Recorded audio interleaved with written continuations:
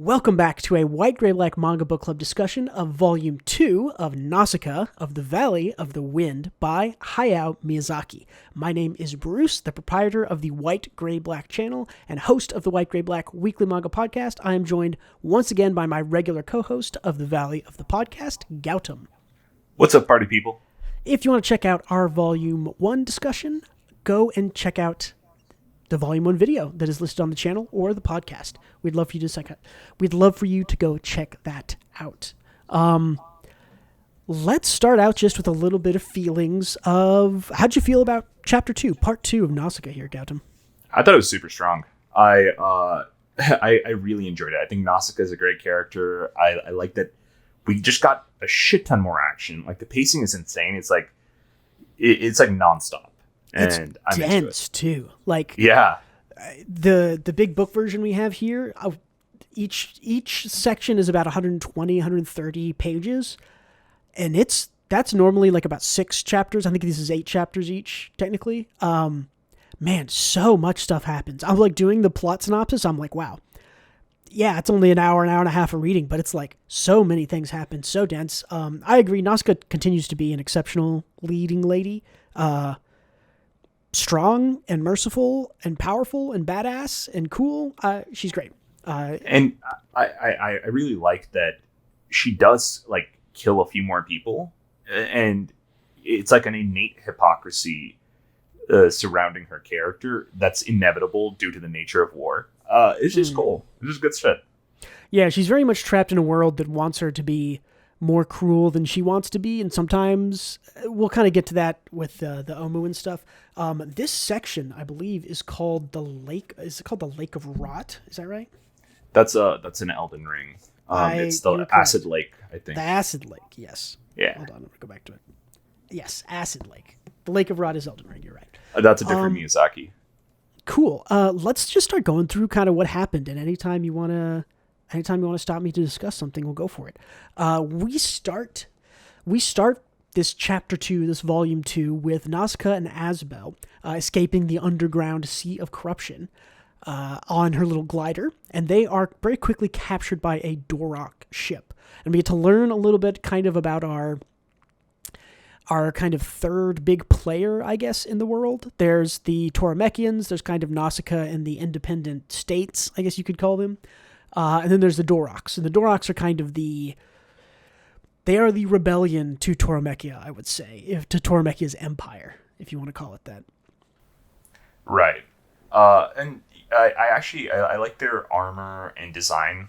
They are like a desert country, and they wear like a lot of leathers and whatnot. Whereas Toromechiä all have like basic knight designs, like I don't know, Holy Crusader designs. Yeah, it's much more. It's another kind of repetition of this man versus nature versus mech kind of thing that Nausicaä is very kind of obviously playing into. The Dorok people are kind of more natural coded, I guess, than Toromechiä, who's very technology coded. Right. Cool. But so on this Dorok ship, Nausicaä and Asbel show up. Nausicaä, again, like, kicks the absolute shit out of a bunch of Doroks. And eventually the sort of Dorok leader comes, this priest guy. And they don't speak the same language, but this priest communicates with her through telepathy. Yeah. Which is interesting, and they kind of call him blind old priest. Yeah, blind old priest guy. He'll come back at the end of this part. While this is happening, the people from the Valley of the Wind, the sort of the little gunship and a bunch of old guys, try to ask Princess Kishana, the Toromechian princess, for permission to look for Nausicaä, because they know she's not dead. We just have to go find her. She's down there somewhere. And Kishana like kind of laughs them off. She's a very haughty character. And they end up using the information, because what Kishana wants is that little orb thing, right? And they know that she has it, but they're pretty smart, and they kind of play it off like, why don't you let us go find Nausicaä, and then you can ask her about it, because if we had it, wink, wink, Nausicaä would have it. So they're kind of smart there. Princess Kushana lets them go. And all this is happening while Kurotawa, who is Kushana's kind of second in command, like slimy commander guy, is like listening in. So this I think is prepping me for Kurotawa. I think is going to betray Kushana at some point for his own power. I think what we saw in Volume 1, where he kept that information of the big mech giant secret and knows that by killing that worm handler, Kurotawa to me does not have any sort of allegiance to Kushana. That's gonna no honor in this guy, I would say. The slimy fuckface. I think he's a really interesting character because he's so competently written. Like most of the time, he does a lot. Like he lands the ship. He's a good pilot. Like his background is one of hard work before he got into slime and politics. And it's weird. His motivation, I think, is to make Kushana. He was assigned by her family, and her family is sabotaging her this whole way. I think his motivation is to take her as a wife, but also strip her of power. Yeah. Because he consistently tries to save her, keep her alive, but also makes some weirdly suggestive. He has some thoughts. Yeah, that's the audience here. I think in part 1, maybe mostly, but he was very. Oh no, sexist. in this part. Yeah, is it in part 2? Okay, I don't. Yeah. Yeah, I was about to say I don't remember if I wrote it down or not, but I remember in one of these parts he was just outwardly sexist, just flat out oh haha, little girls playing, it's the boys' job. In this part, he was he was thinking, looking at Kushana, he's I'd rather see you without clothes on in my bed. That's right. Yeah. Yep. This guy is Grima. This is Grima fucking worm tongue of Nausicaä. Just really slimy, awful dude. Because wasn't Grima Wormtongue trying to marry what's her name, the Rohan princess? Aurelia. The one that killed the thingy. Yeah, the one that killed the ring wraith. I am no man. Yeah. That girl. Who's that one. Anyways, but yeah, you're right. This is the Grima worm. Very, very Grima Wormtongue. Where'd we go? Oh yeah. So the Valley Men. I don't know. I was trying to figure out what to call the Valley of the Wind old dudes. The Valley Men. The Valley guys. Valley boys. Anyways, the Valley Boys. The Valley Boys in their ship approach the Dorok ship that Asbel and Nausicaä are on. Kind of coincidentally, because they're looking in the same area, right? This is all kind of happening sequentially. The Dorok ship opens fire on them because, of course, it does. The Doroks are against the Toromechian army, and the Valley Boys are technically part of the Toromechian army right now. So, yep. Nausicaä, again, this is Nausicaä's just all right, I guess I have to knock some heads together and kick ass again. Fucking takes out a bunch of Doroks, knocks them down, and then takes the priest hostage with a knife. And she's like, you gotta let me leave. I will kill your priest. And she's serious. She absolutely will. And she does that for their own safety too, because the gunship in general is so fucking busted, and the Dorok ship is made out of wood, as mentioned a little earlier. That one shot from the gunship, which is way smaller than the barge that they're in, would have just blown a hole and destroyed that whole ship. So Nausicaä saved their asses effectively by taking that dude hostage. Yeah.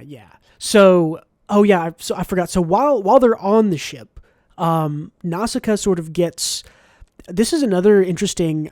The role of gender and sex in the story is a really interesting take, because the Doroks take Nausicaä and they sort of are oh, don't hang out with the boys. Come hang out with us girls. We're going to be nice to you. They're not going to be nice to you. And they're really kind to her, and they bond with her even though they can't talk with her. They give her this blue dress, which is very important for the rest of the chapter. And they seem really good. The Dorok females, the girls, are very sort of anti-war, presented as an anti-war group, even inside the sort of warship they're on, right? They literally are hey, the boys are army war people. The girls over here, we're not like that. Come hang with us. But anyways, that blue dress becomes really important, and we get a little bit more information, just kind of exposition on the Doroks and the Toromechians at war, and then the Valley Boys show up. They fight. Nausicaa holds up the old guy, and they eventually do let her leave.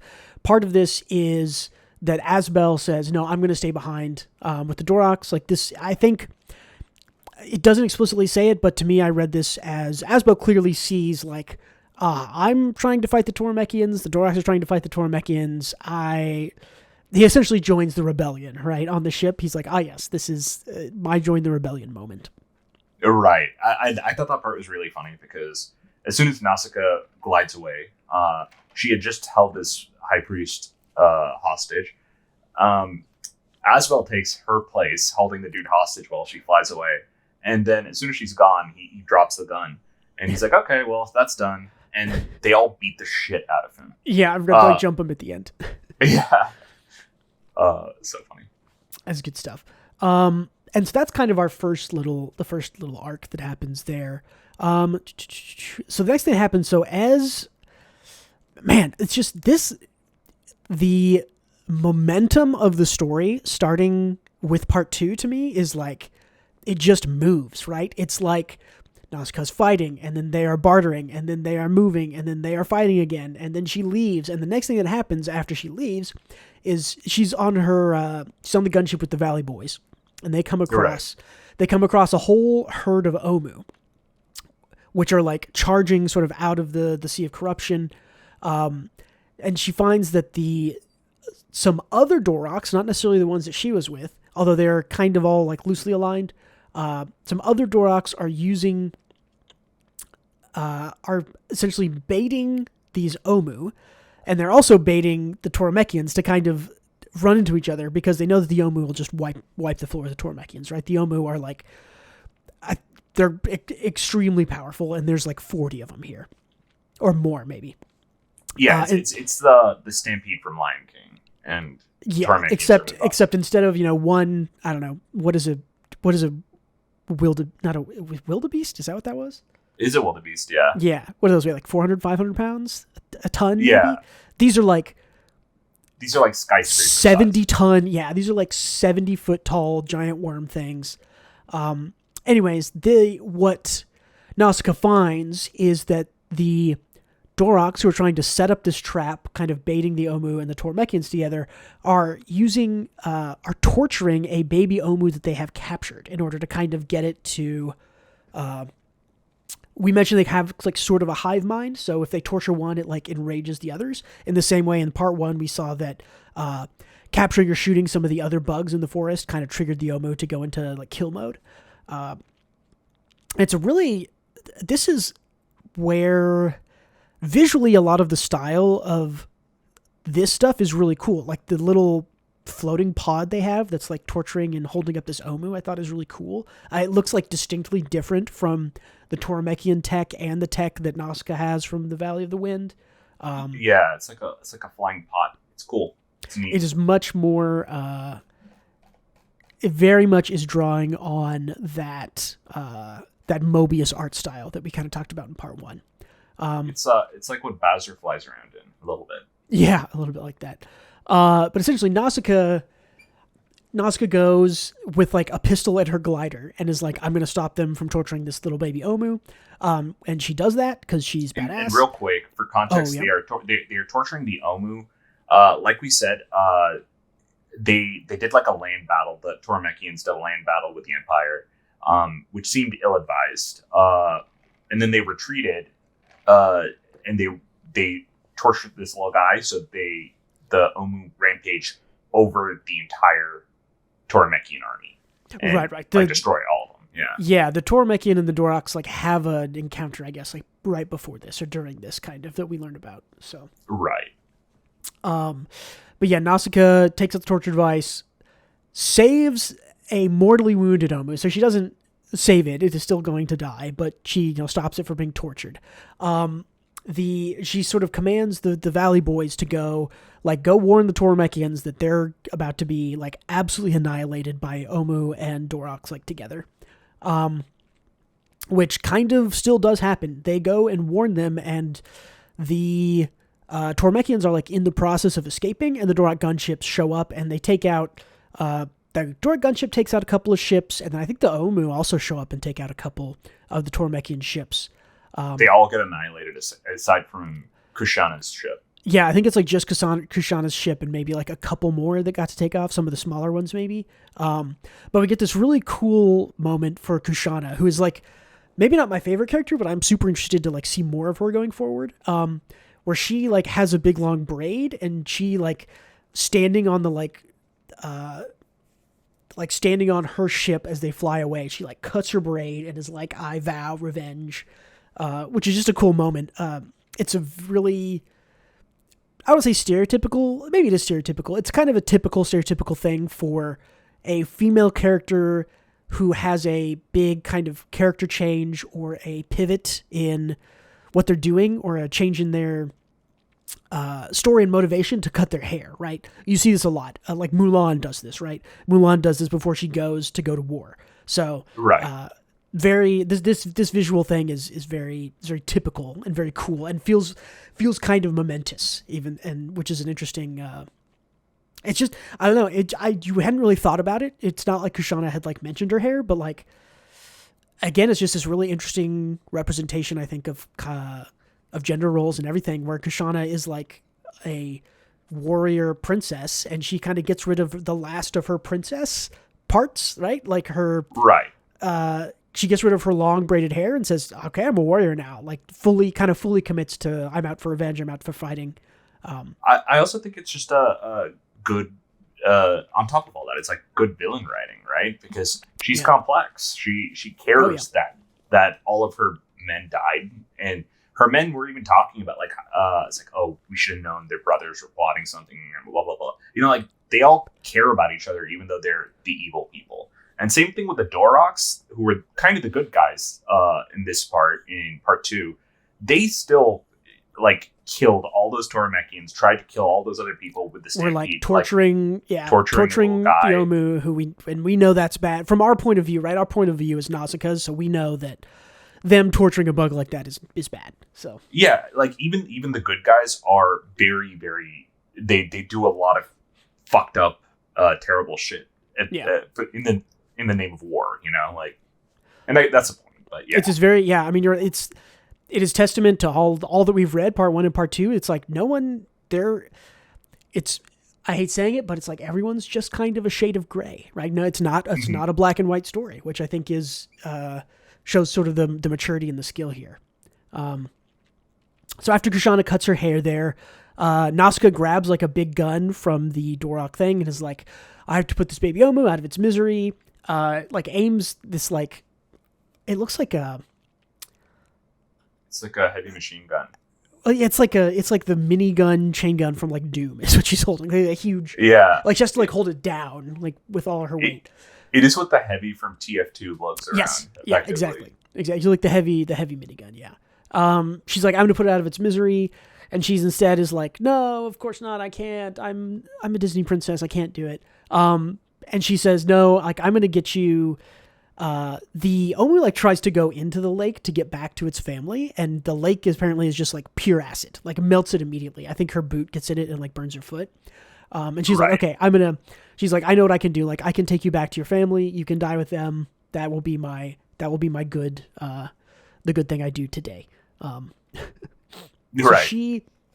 So Nausicaä grabs a little glider. She flies up to Kushana and is like, hey, like I need your ship. You're the last ship. Like you have to help me move this baby Omu. It's too big for any other ship. And they kind of, they barter a little bit, and Nausicaa's like, I was like, fine. Like if you help me with the ship, I'll give you the weird leg thing. And so Kushana, of course, is like, okay, that's the thing I want. So I will take it. We have a neat little segment here where Nausicaä, the pilots of the Tormekian ship are like, we can't land on that. Like, it's too small. There's no way. And Nausicaä is like leaning out the window and is like, I'll read the wind for you very magically. Right. And she does. And she kind of tells them like, oh, this like wind's coming from here. Do this. And so they land on this like tiny little island. And they get the Omu on board and they move it back and they return the Omu baby to its Omu family, which they like stop. I don't remember if they stopped rampaging before that or if giving the Omu back makes them stop rampaging, but they stopped rampaging at the lake of Rod. And Yeah, that's right, because they couldn't go. Because they couldn't go through. yeah, because they couldn't cross, and they saw Nausicaa was there, and they're like, okay, she got this. Yeah, they like talk mentally a bunch. Yeah. We then see that Nausicaa meets what is described as like a magnificent old Omu that looks like the forest itself. That's like overgrown, like covered in growth and stuff. This is kind of like the big climax moment for this kind of middle arc. We get kind of this moment where all the Omu have their golden tentacles raised, and they kind of raise her up, and she's wearing this blue dress. And someone mentions like, oh, the dress is dyed blue like Omu blood. Everyone sees her bathed in this kind of light that the Omu are giving off that people think at first they're like, oh no, it's the spores. And they're like, no, wait, that's like some light thing. And then someone, is it the Dorok Elder or I think it's the Dorok Elder. Yeah. It's like, says I feel like joy and happiness and trust in my breast. Mm-hmm. And he brings up that there's like a prophecy, right? And the prophecy is like, one shall come to you garbed in a raiment of blue, descending upon a field of gold. And it's very sort of like, very on the nose. Like, oh, wow, who could this be? Nope, we're bringing it up right as it happens. The tendrils of the Omu are the gold, and Nausicaa's wearing the blue dress that she got from the Doroks. So very clearly there is some prophecy here that Nausicaa's going to fulfill by the end of this. So right. She Jesus. Yeah. Bug Jesus. Yeah. Redeemer of the bugs. I hope she will die. She will die for their sins. Yeah. So the Omu then tell Nausicaa, they're like, hey, we're going to go south. You should not go there. They don't exactly say why, but I very much get the implication that it's like, hey, we're going to go south to go to war and fuck some shit up. Don't go down there. And she's like, no, don't do it. Right. They won't give her an answer as to why they are going there and like what's happening. Yeah. We will learn in just a little bit probably while they're going here. So after all of this is sort of the big climax reveal of, Disney princess bathed in light in a blue dress on golden hills or whatever it is. Nausicaa, very important. The men, the Valley Boys, they all, along with Nausicaa, return to the Valley of the Wind, along with sort of the other leftover refugees from any of the sort of little planes that made it out that weren't the Tormekian cruiser or whatever. Nausicaa actually doesn't return to the valley. She goes with the Tormekians. So I thought that too. But there's a scene where it's like the main valley dude, like talking to her, and that is not in the valley because it's a flashback. That is a flashback. Okay, it's a flashback. Okay, I was reading that and I couldn't quite tell. I was like, this is either a flashback or they all went back, and I couldn't remember. Okay, it's yeah. Otherwise, it would be so weird that they don't address her and her father's death, right? Like, yeah. Well, and it was weird because all of the other like Valley Boys like start bringing her stuff, and I was like, I thought that there were like kids and stuff in that section too, and I was like, man, maybe she is back in the Valley of the Wind. I can't tell. No, he had that. He had that flashback while he was talking to the kids about Nausicaa. That's right. And then it ended. That makes more sense. When the first time I read it through, I think I read it like that, and I was going back through it, and I was like, wait, what the hell is happening here? Okay, right. So, that would have been so weird. Anyways, so there's a flashback. Nausicaa has sort of repurposed this blue dress into some kind of like blue armor and stuff, and we learn. With the Valley Boys returning to the Valley of the Wind, we talk to like this elder witch lady. I don't know. She's like an old lady. Matriarch. Very old matriarch kind of girl at the Valley of the Wind. We learn about something called the Dai Kaisho, which I typed that into Google Translate to see what it means, and it said large opening. But what they call it is it essentially means great wave of the sea, which this lady says the Dai Kaisho has come before, and it greatly expanded the reach of the Sea of Corruption. It's essentially a giant wave of the sea being the Sea of Corruption.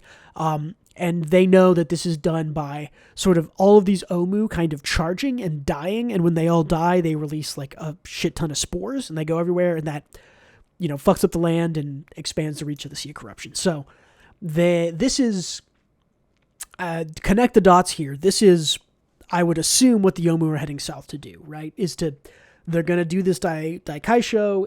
They're probably gonna go into lands. I'd assume owned by the Tormekians. I need to take a look at the map at the start again, but they kind of have connected all of this. Okay, this is maybe not the next part of the story. Maybe it's the final part of the story, but it's laid the groundwork for where the story's going now. Right. Cool. So Jahil dies. Whatever. It's not even really treated like that big of a moment. It's very much just sort of like, all right, his time's up. I think it makes sense because it was like expected from the beginning. He was like in bed rest when he's introduced, Like, I also think it's sort of more important that Nausicaä is supposed to succeed him than it necessarily is that he dies. And I think she's not going to be there. I could see some stuff with the Valley of the Wind happening. Who knows? But yeah. So this is where we get the flashback of Mito, who is the main Valley dude. Talks to Nausicaä. She's repurposed the blue dress. Blah blah blah. And then Nausicaä rides off to meet the Tormekians on a budget chocobo, right? On a black. It's literally a chocobo. Although this predates chocobo. This got to predate chocobo by a lot. I think this predates chocobo actually. I'm not sure. Yeah, I mean, first Final Fantasy was like, I'm gonna look it up. First Final Fantasy was like 1987. Yeah, and this is 1982, 83. So, this is published. So honestly, this inspired so Origin of the Chocobo right here in Nausicaä Volume 2. That's the title. Yeah, for sure. Like Chocobo is definitely one of them. But yeah, one other thing is right before the king dies, his final words were that he will join the alliance of other Valley boys to band against the Empire. However, the Valley of the Wind will not give up their gunship because he states that Nausicaä will need the gunship. Right. And he tells Mito, the other old dude, his number 2 in command, to find Yupa and get him in touch. Yupa, the Master Swordsman, to get him in touch with Nausicaä. Yeah, who's kind of... Yupa strikes me as kind of like the B-plot of this whole part 1, maybe. He's the secondary MC, maybe third after Asbel, but... I think he's mostly there because you need kind of an impartial character to set up the world building in some of these areas.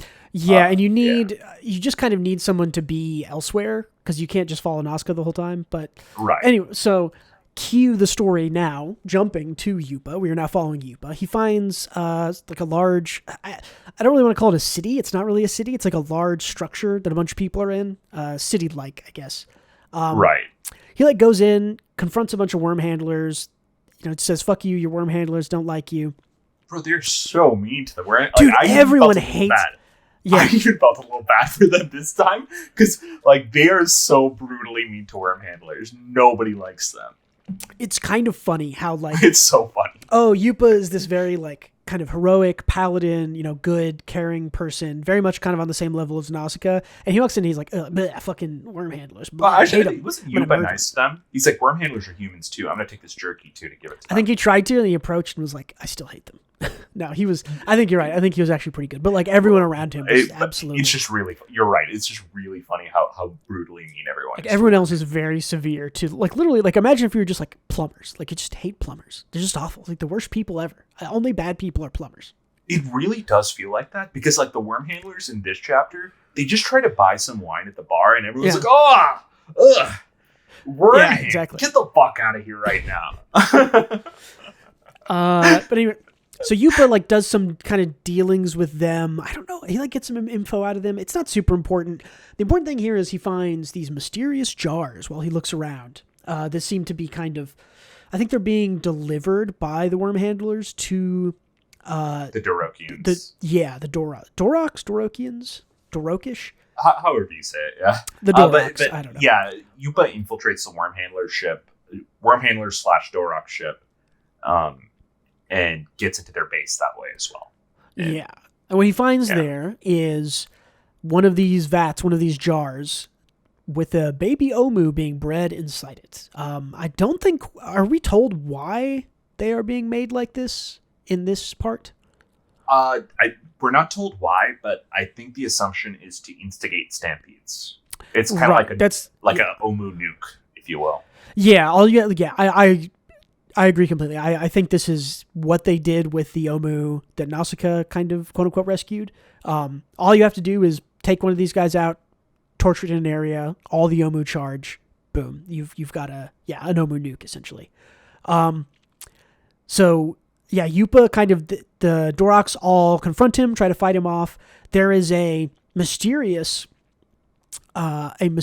figure comes through and challenges Yupa to one-on-one combat and says, no, let me do this. And they end up, they like cut some smoke and smoke pours in, and this mysterious swordsman goes, kind of sidles up to Yupa and is like, hey, we need to escape, come with me.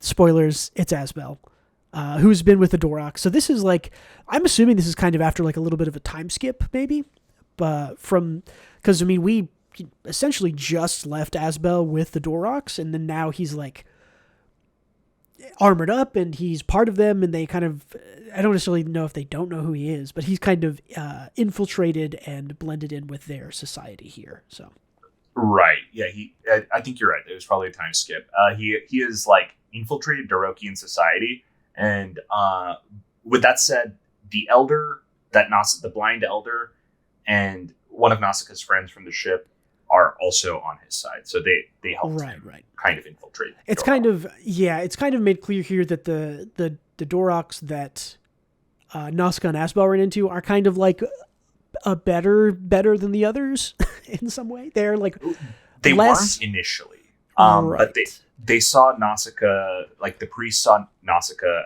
and was enlightened effectively. Right. Yeah. Their elder leader is very like in tune with who Nausicaa is, and is like, oh, she's the coming of, she's going to fulfill some prophecies, so she's good. We're on her side now. And that plays into, again, how Asbel and the other girl and this priest does all of that. So, but as these three are escaping from this Dorok compound, they come into they run into another bad dude. This guy strikes me as more bad than the Tormekians. Tormekians strike me as kind of like, this guy's like Darth Vader, right? They run into like a dark priest essentially. Like if the good Doroks will have like this high priest, this guy is a dark priest. But he is like one of the highest Dorok leaders. So now these like the good Doroks, quote unquote, are seen as heretics and traitors. The Dorok army and the rest of the Doroks are run by this is the high priest's brother, or like the emperor, or Dorok emperor's brother. Looks a lot like Darth Vader, uses psychic powers, is kind of an asshole, or a huge asshole. Yeah, very much. Yeah. But cool. Yeah, I think this was probably my small gripe with the second part, is that I thought he was a little cheesy. He's a little, as much as we talked about how everyone was kind of a scale of gray, this guy shows up and is like mustache twirlingly evil, which is a little bit different than all the other quote unquote bad guys we've seen. Even though kind of the Tormekians are definitely introduced as a bad guy, they're also very quickly kind of humanized. We learn about him. This guy, maybe we get more of him going forward, but in this part at least, he shows up and is like, I am evil, and he uses like psychic power to like yell at people and knock them down and stuff. Yeah. He's like a psychic version of like a Karen, honestly. He like shows up and he's like, this is all like so improper. I show up for just for this, and like he's just like scolding everyone in psychic language and ancient language. Yeah. So very end of this chapter 2, part 2 ends with this Dorok, the bad Dorok priest, the dark priest, killing the good elder, who we know is kind of on the side of good. And he kind of tries to reach out with his psychic powers and confront Nausicaa. Does he actually try to force choke Nausicaa? I don't remember that, but I believe. Yeah. That's right. He tries to attack Nausicaa, but like the good priest, before he dies, he like protects Nausicaa. That's right. Yeah, and it's very like mental combat. This is one of those things where it's kind of like, okay, sure. This is not. This was the part I didn't. That's why this is the only part of the part 2 that I thought was like, what? Like this is very strictly less compelling than all of the like direct fighting confrontations. Because yeah, it's like I'm looking at it right now. It's like, oh, she's in the mental palace and she's being attacked, and she like gets the holy light and puts it inside of her, and it's so warm, and now I can fight off the evil bad guy of his like mental attacks. Yeah, it's very I wish like the evil bad guy was like less of like this just annoying dude, it was like this guy was just like he was pure evil. He had no like shades of gray, like you said, but he was also just like a whiny guy. Like he was just like, it's like I flew all the way and this is the treatment and this is the entrance I get. It's like, God, shut up, bro. Like what?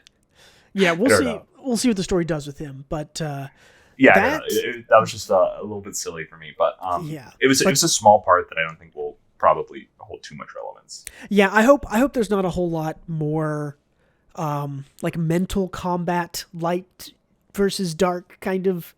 That kind of imagery to me is very like rote and overdone, and I've seen it a million times. I like Nausicaä much more when it's more like badass girl environmentalist fights people who are, tech and confused and abusing the land and stuff. I like that a lot more than this sort of like mental prophecy stuff. I agree.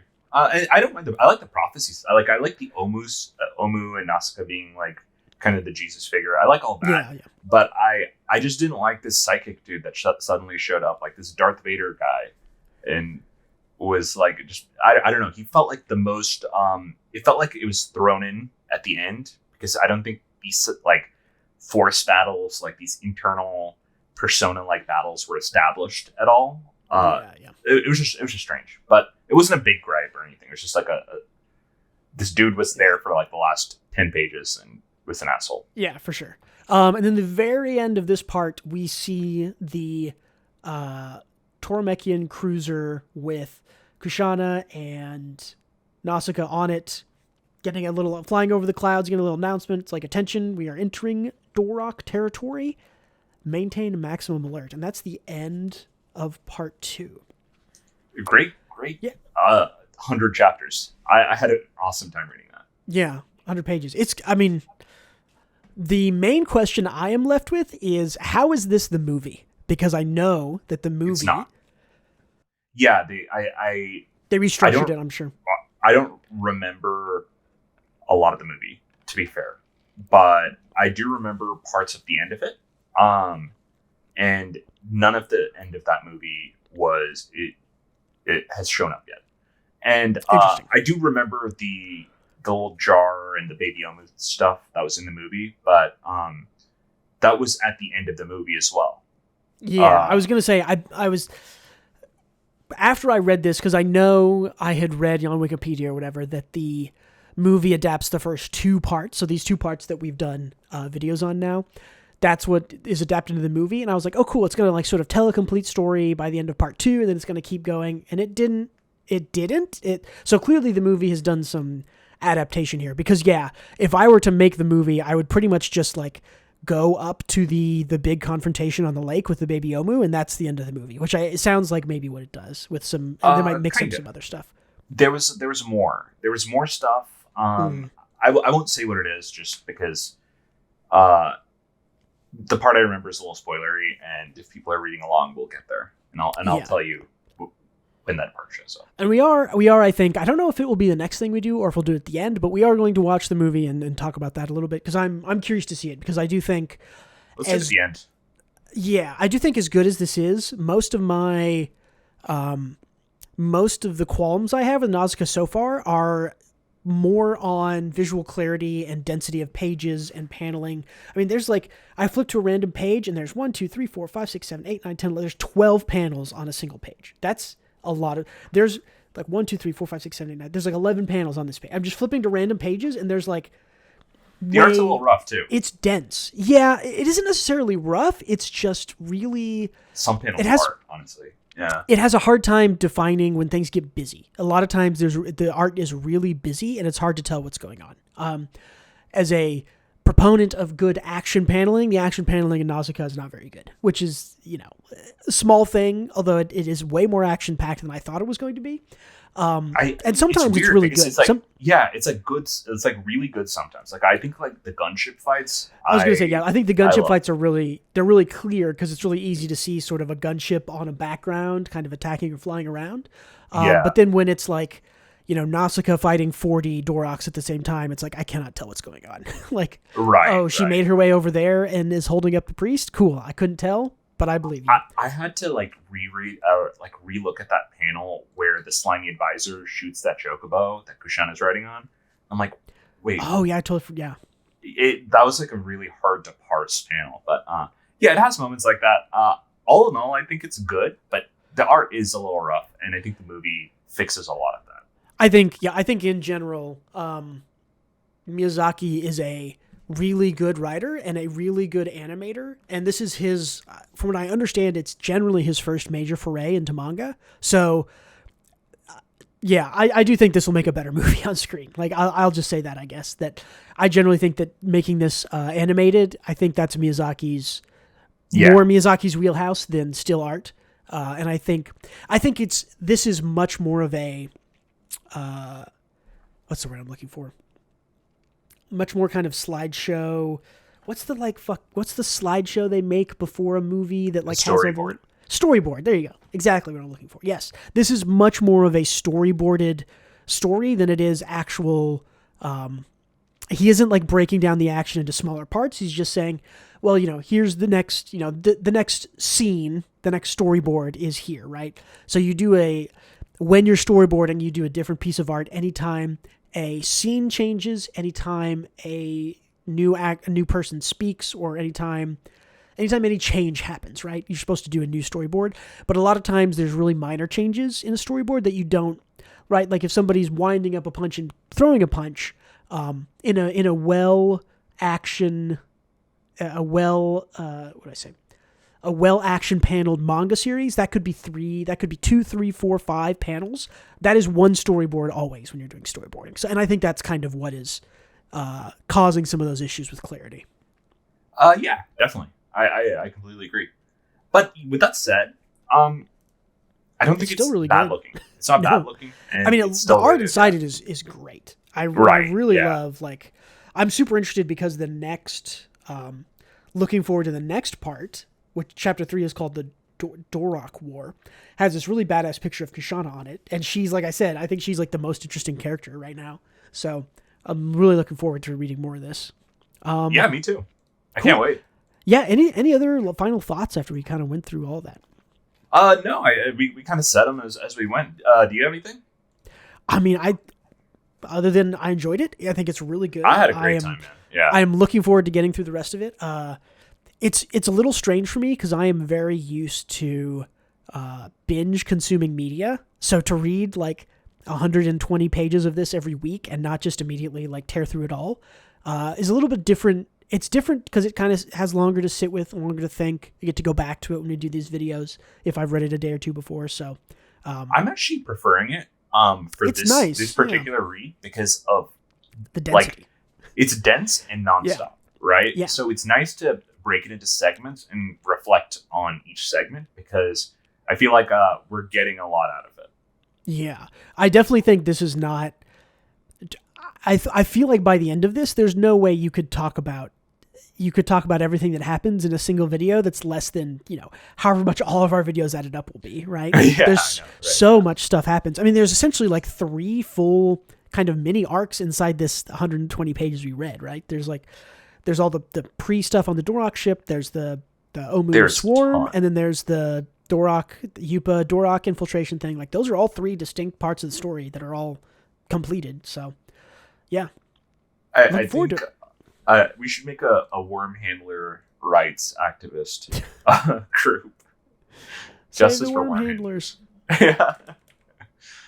But yeah, no, I had a great time as well. And I'm looking forward to the next part. Yeah. So thank you for listening or watching. We appreciate you being here. We hope that you are enjoying Nausicaä along with us. If you've only ever seen the movie, definitely go check out the book, the manga. It is still excellent. If you want to listen to us, don't forget, check out the main White Gray Black channel if you're looking for a little bit more curated content. If we do a weekly manga podcast where we talk about currently published manga, which is a little bit different from this, a little bit less in depth, but just a single chapter or two covered there. And yeah, hey, give us a thumbs up, give us a like, leave us comments. Anything you want to talk to us about, we'd be happy to bring it up in the next video and have a little chat about it. So, yeah. See you next time. Don't forget to read more Nausicaä.